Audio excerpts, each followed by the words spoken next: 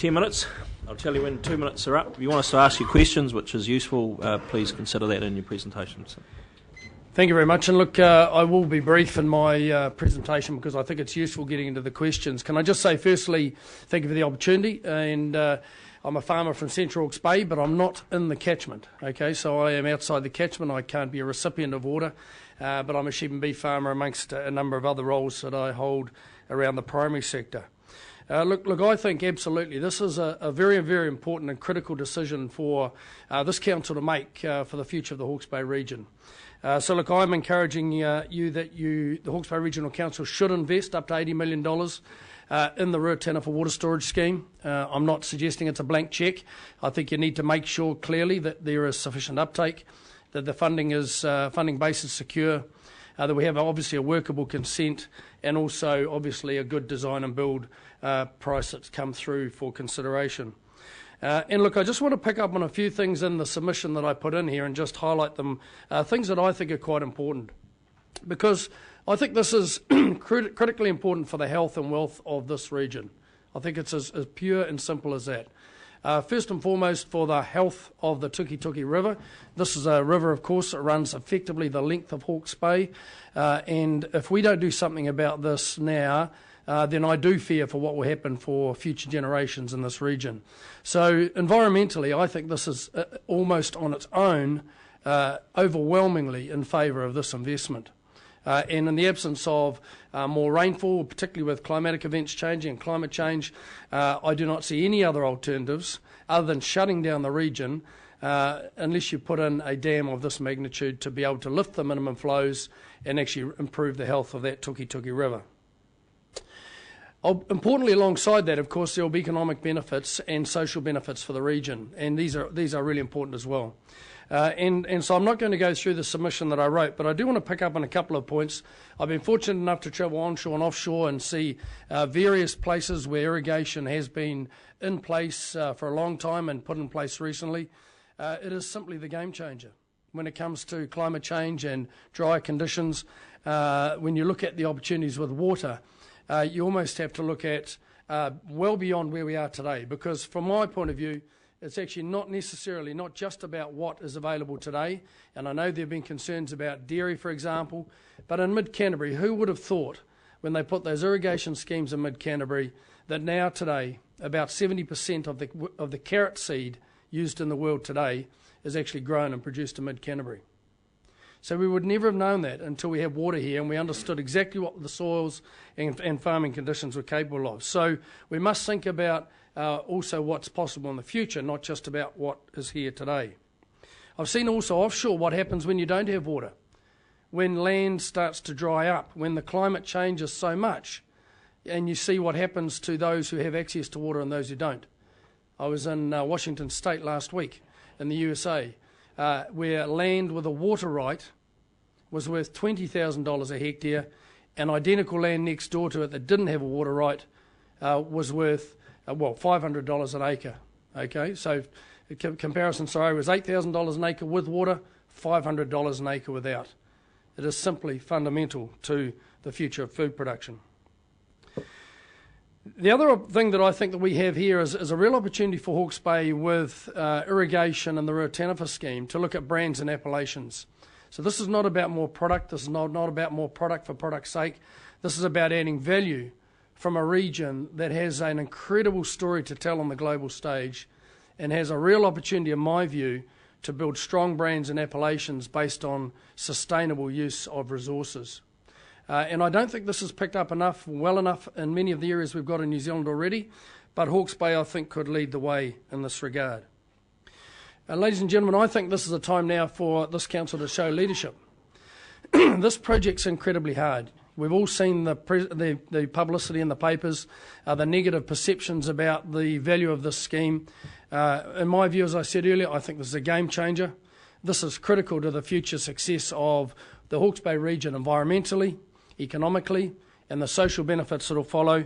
And I think it's incumbent on this council to effectively make this decision contingent on the 4 areas that I talked about earlier, and to do so with haste.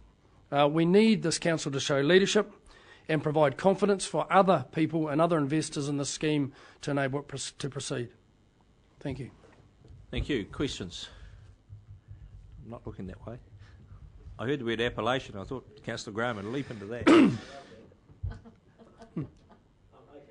Go on, with my question. So I did love your appellation thing.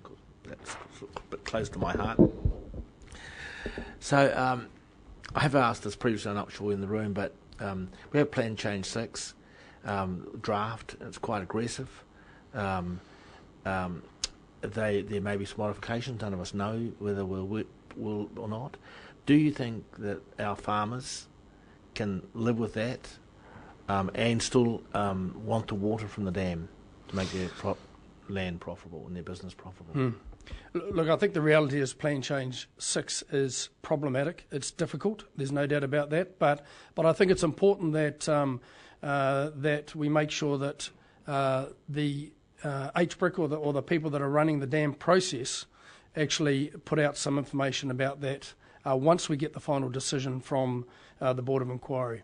So look, I'm not going to prejudge whether there will be changes. I hope there will be, because I think it's gone too far and will make it difficult for this project to proceed and for farmers to be profitable. Councillor Scott. Plan Change 6 has got many aspects to it, and I think you've spoken of one of them about the increase in minimum flows. Yes. Would it be possible to continue farming without added water with the impact of those minimum flows on those tied to surface takes? So you're suggesting by requiring an increase in the minimum flows without the dam, Yep. would it be possible? In my view, no. Yeah, and may I just ask one other question? That's you talk about seeing dryland farming. Yes. Have you seen any examples where people have been able to transform their dryland farming just through practice without water? Yep. Look, I don't have water at home. I'm at a dryland Central Hawke's Bay property. We're doing everything we can around planting plantains and herbs and trying to make our property more resilient. Look, it's making progress. There's no doubt about that. It's improved the performance on our property. But if I look at the gains that I could get from irrigation on our property, I'm talking about the potential to double the efficiency and profitability of my business if I had water. Quite frankly, I don't, and that's a disappointment. Councillor Pipe, working away. Do you see yourself benefiting, though? You're not in the catchment. Do you see yourself benefiting, though, from the dam personally Yes. on your farm? How do you see that happening? Absolutely. No, look, there will be spillover benefits to the wider farming community from being able to link up much more closely with those that are able to receive water within the catchment. There's no doubt about that. And we've seen that happen in other areas as well. And, of course, that just creates more economic growth, and particularly for the communities of the whole region. So, yes, no doubt about that. Councillor Barker. Thank you very much for your upbeat presentation, Mike. Upbeat presentation. It's a pleasure to listen to. You've answered I think you answered my question on the way too, but I thought I'd just sharpen it to make sure we've got it. Do you think in making the decision about the investment of $80 million at the Ruatana for Water Storage Scheme, the councillors should exercise the highest standards of fiduciary duty? Do you think they should, in doing so, ensure that they have access to all of the information that's possible at that time, the latest up-to-date numbers, and should they assure themselves that the $40 million, the conditions precedent, such as the 40 million cubic metres, is guaranteed to take and guaranteed to supply and unconditional?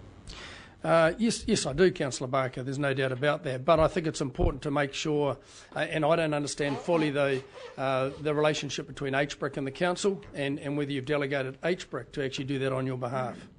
So I would just concur with Mr. Curtis before. Every one of these schemes that I have seen put in place anywhere in New Zealand, in fact around the world, the uptake is always much greater than the initial uptake indicates. So once the scheme gets started and underway, that provides confidence for people to know that there is now an opportunity for them to invest. And importantly, what most farmers then do is that they get very concerned about missing out.